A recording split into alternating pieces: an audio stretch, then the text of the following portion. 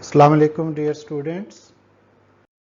आज हम chapter number 1 measurement के कंसेप्चुअल क्वेश्चंस रिकॉर्ड कर रहे हैं आपके लिए।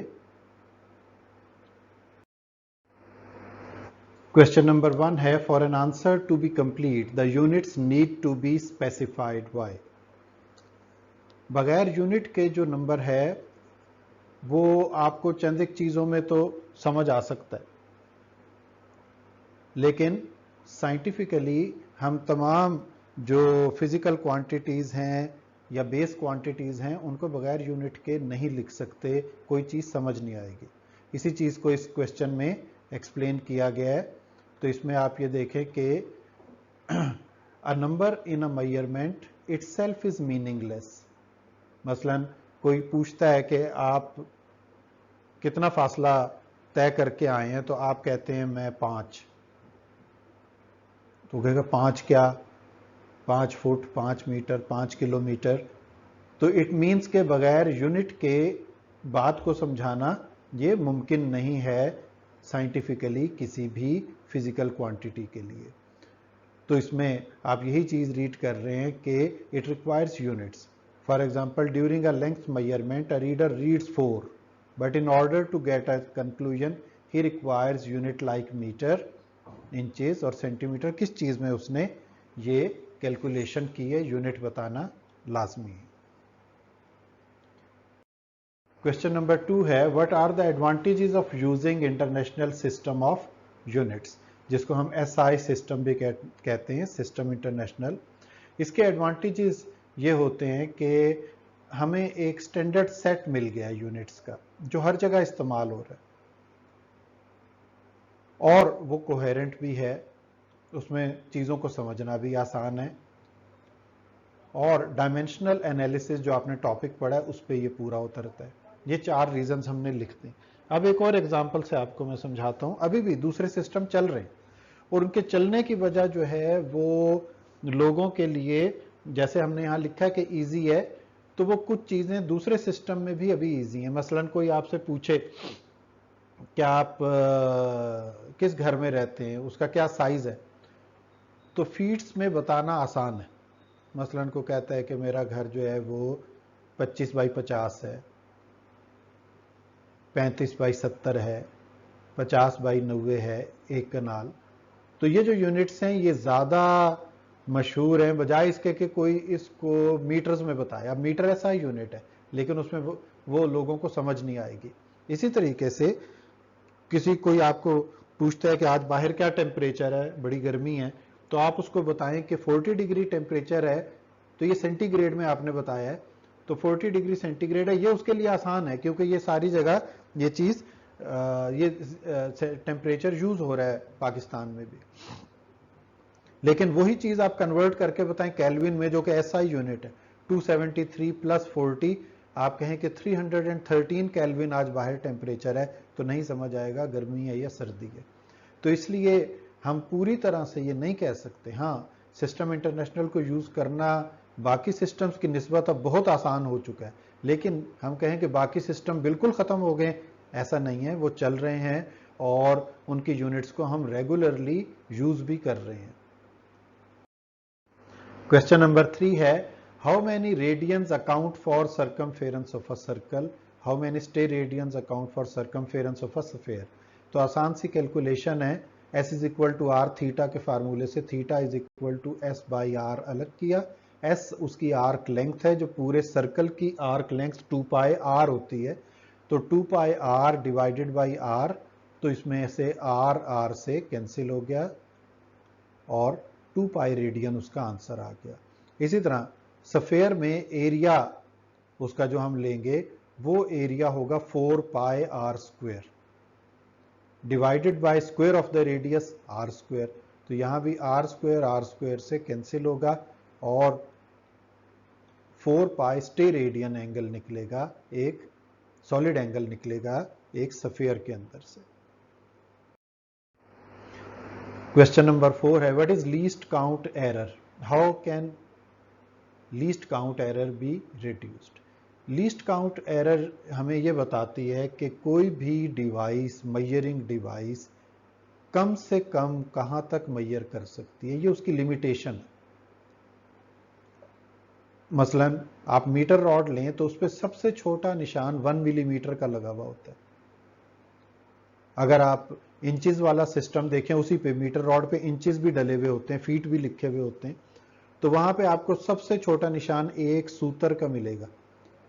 1 इंच में 8 सूतर होते हैं, तो 1 फुट में 12 इंच होते हैं, तो वो भी उस पर डले हुए होते हैं। तो सबसे छोटा निशान मिलीमीटर का आपको मिलेगा, सूतर उससे बड़ा होता है थोड़ा सा। तो इस तरह उससे छोटी कोई चीज मैयर करनी हो तो वो तो नहीं मैयर हो सकती। इसका मतलब है कि ये उसकी लिमिटेशन है। इट मीन्स कि least count is a limitation, कि कोई भी आप कैलकुलेशन करना चाहें तो वो वहां तक जाके रुक जाएगी, उससे छोटी कैलकुलेशन आप नहीं कर सकते। The least count error is an error associated with resolution of the instrument. It limits the measuring ability of the measuring instrument. It occurs with both systematic and random error. दोनों में आप इसको ठीक कर सकते हैं। मसलन रैंडम एरर को आप कैसे ठीक कर सकते हैं कि आप ज़्यादा कैलकुलेशंस नोट कर लें और उसकी एवरेज ले लें। मसलन आपको कहा गया है कि एक दीवार की मेजरमेंट करें मीटर रॉड से, तो आप उसको 4-5 मरतबा 6 मरतबा उसकी कैलकुलेशन कर लें और उसकी एवरेज ले लें, तो रैंडम एरर में से जो गलती है वो बहुत कम हो जाएगी। सिस्टमेटिक एरर में हमें यह करना पड़ता है कि उसको स्टैंडर्ड इंस्ट्रूमेंट के साथ मैच करना पड़ता है। तो स्टैंडर्ड इंस्ट्रूमेंट के साथ मैच करके हम उसकी एरर को दूर कर सकते हैं। क्वेश्चन नंबर 5 है, why including more digits in answers does not make it more accurate. Digit बगैर किसी वजह के डाले ही नहीं जाते। सबसे पहली तो ये बात है, अगर आपको कोई चीज़ कैलकुलेट करने को दी गई है, मसलन आपने एक कैलकुलेशन जो है वो सेंटीमीटर्स में की, तो आपने ला के लिखा उसकी लेंथ को, आपने लिखा 6.4 सेंटीमीटर। तो अब आप इसके आगे एक ज़ीरो जो है वो खुद डाल दें। तो ये जो ज़ीरो है ये किसी काम का नहीं है। जो भी होगा वो पूछे कि ये आपने किस चीज़ से मेजरमेंट किया, आप कहेंगे मीटर रॉड से, तो वो कहेगा मीटर रॉड का तो लीस्ट काउंट जो है वो 1 मिलीमीटर होता है, तो पॉइंट के बाद मिलीमीटर तो डला हुआ है 4 वाला, तो आपने ये ज़ीरो क्यों डाला है। तो इसका मतलब ये हुआ कि ये ज़ीरो जो है ये एक्स्ट्रा है, ये ठीक नहीं है।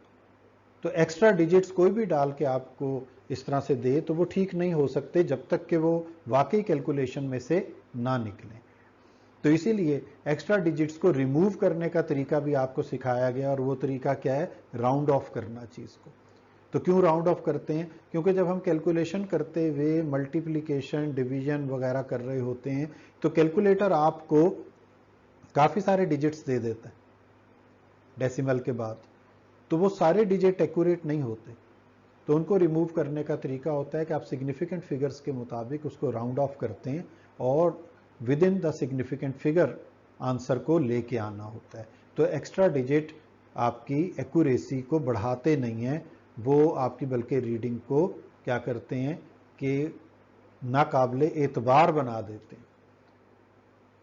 Accuracy of measurement is associated with closeness of reading. Closeness कहते हैं प्रिसाइज रीडिंग को, with the actual value. Increasing the number of digits may help in increasing the precision of the measurement, but it will not bring the result close to the actual value. तो इससे accuracy नहीं बढ़ेगी।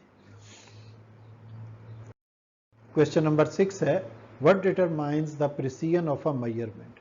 Precision से पहले हम आपको precise measurement बताते हैं। Precise measurement refers closeness of the readings. अब प्रिसीजन क्या है, प्रिसीजन लीस्ट काउंट को कहते हैं। Precision of a measurement is related to the least count of the measuring instrument. Smaller the least count, greater is the number of significant figures. मसलन एक device है वो मिलीमीटर तक काउंट करती है, दूसरी डिवाइस है वो मिलीमीटर के भी 100 हिस्से कर देती है, 0.01 मिलीमीटर तक, तो वो ज़्यादा एक्यूरेट हुई, उसका लीस्ट काउंट और कम है। इसी तरह एक और डिवाइस है, वो 0.001 मिलीमीटर तक ले जाती है, 1000 हिस्से कर दिए उसने मिलीमीटर के भी, वो उससे भी ज्यादा एक्यूरेट है। तो एक्यूरेसी बढ़ जाती है लीस्ट काउंट के कम होने से। तो आप इसको, आप प्रिसाइज मेजरमेंट में जब आप जाते हैं तो ये एक अलग चीज हो जाती है। इसको समझाने के लिए मैं आपको एक एग्जांपल देता हूं। वो ये है कि आपसे किसी ने पूछा कि मैंने सेंटोरस मॉल घूमने जाना है इस्लामाबाद में, वो किस जगह पे, तो आप उसको कहते हैं कि ये यहाँ से तकरीबन सदर से जो है वो 15-16 किलोमीटर दूर है। तो अब ये एक आपने रैंडम सी फिगर दे दी, 15 और 16 में 1 किलोमीटर का फर्क है। उसने गाड़ी चलाई आपके बताए हुए रास्ते पे, 15 किलोमीटर पे जाके उसने रोक दी। तो उसने किसी से पूछा कि भाई यहाँ सेंटोरस किधर है, तो उसने कहा वो सामने 3 टावर इतने बड़े आपको नजर नहीं आ रहे। तो वो 2 किलोमीटर दूर, क्या 4 किलोमीटर दूर से ही नजर आना शुरू हो जाते हैं। तो ऐसी चीज के लिए कई बार आपकी जो मोटी सी वैल्यू है 15-16 किलोमीटर दूर है, वो भी ठीक हो जाती है। लेकिन बारीक कैलकुलेशन में जाके मसलन आपको, आपके घर कोई काम लगा हुआ है, तो आपको उसने मिस्त्री ने कहा कि फलां पेच लेके आए, उसका साइज इतना होना चाहिए। तो वो आप दुकान से लेने गए, आपने उससे थोड़ा सा छोटा या बड़ा खरीद लिया, तो वो आके कहेगा ये इसमें नहीं फिट होगा। हालांकि दोनों देखने में दूर से एक जैसे ही लग रहे हैं, लेकिन उनमें इतना सा फर्क है कि जब वो पेच आप उस होल में दाखिल करने की कोशिश करते हैं, तो जो थोड़ा सा छोटा होता है वो उसमें लूज हो जाता है, जो बड़ा है उसमें जाता ही नहीं। तो इसका मतलब ये हुआ कि आपकी जो प्रिसाइज मेजरमेंट है ये मुख्तलिफ इवेंट्स के ऊपर डिफरेंट तरीके से बिहेव भी कर रही होती है। तो आपने ये देखना होता है कि आप किस लेवल के ऊपर इसको लेके वर्क कर रहे हैं। Question number 7. If two quantities have different dimensions, so it is possible to multiply or divide. Can we add or subtract? Multiply और divide कर सकते हैं, add और subtract नहीं कर सकते। डिफरेंट क्वांटिटीज को ऐड और सब्ट्रैक्ट नहीं किया जा सकता, मल्टीप्लाई और डिवाइड होती है। मसलन एफ और डी मल्टीप्लाई हो जाएंगे, एफ फोर्स है, डी डिस्प्लेसमेंट है, लेकिन एफ प्लस डी कुछ नहीं है, एफ माइनस डी कुछ नहीं है। तो मल्टीप्लाई और डिवाइड हो सकते हैं, ऐड और सब्ट्रैक्ट नहीं हो सकते। क्वेश्चन नंबर 8 है, the human pulse and the swing of a pendulum are possible time units, why are they not often used? मसलन स्विंग ऑफ पेंडुलम ये वेरी करती है with respect to g, g varies with altitude, Murree में जाएंगे जी की value कुछ और है। फ्रिक्शनल फोर्स ज्यादा होगी किसी जगह पे, स्विंग ऑफ अ पेंडुलम खराब हो जाएगी। हवा चलने लग गई, स्विंग ऑफ अ पेंडुलम खराब हो जाएगी। लेंथ थोड़ी सी चेंज हो गई टेम्परेचर की वजह से पेंडुलम की, तो आपकी रीडिंग खराब हो जाएगी। ह्यूमन पल्स भी एक प्रॉपर कैलकुलेशन सिस्टम नहीं है, आप तेज चलना शुरू हुए पल्स तेज हो जाएगी, आप लेट के सो गए पल्स स्लो हो जाएगी। तो इस तरह आपकी जो एज के साथ है वो पल्स रेट भी चेंज होता रहता है। तो ये सारी चीजें जो हैं हमें ये बताती हैं कि ये कोई काबिल एतबार कैलकुलेटिंग सिस्टम्स नहीं है। क्वेश्चन नंबर 9 है, if an equation is dimensionally correct, is that equation a right equation?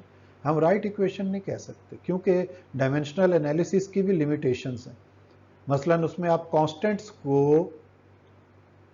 Find नहीं कर सकते, वो एक्सपेरिमेंटली फाइंड होते हैं, तो ये इसकी लिमिटेशन है। एग्जाम्पल भी दी हुई है, मसलन काइनेटिक एनर्जी का फार्मूला है ½ mv²।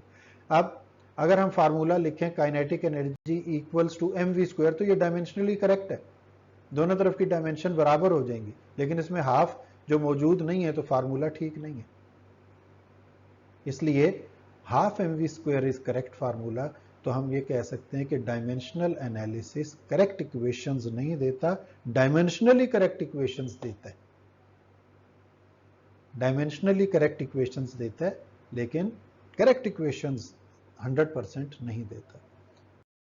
तो उम्मीद है आपको ये सारे शॉर्ट क्वेश्चंस समझ आ गए होंगे और आप इम्तहान की तैयारी कर रहे होंगे। अब नज़दीक ही हैं इम्तहान आपके, और हुकूमत ने भी कह दिया है कि इम्तहानों के बगैर आपको प्रोमोट नहीं करना, और ये एक अच्छी चीज़ है। इम्तहान दिए बगैर काबिलियत में इजाफा नहीं होता।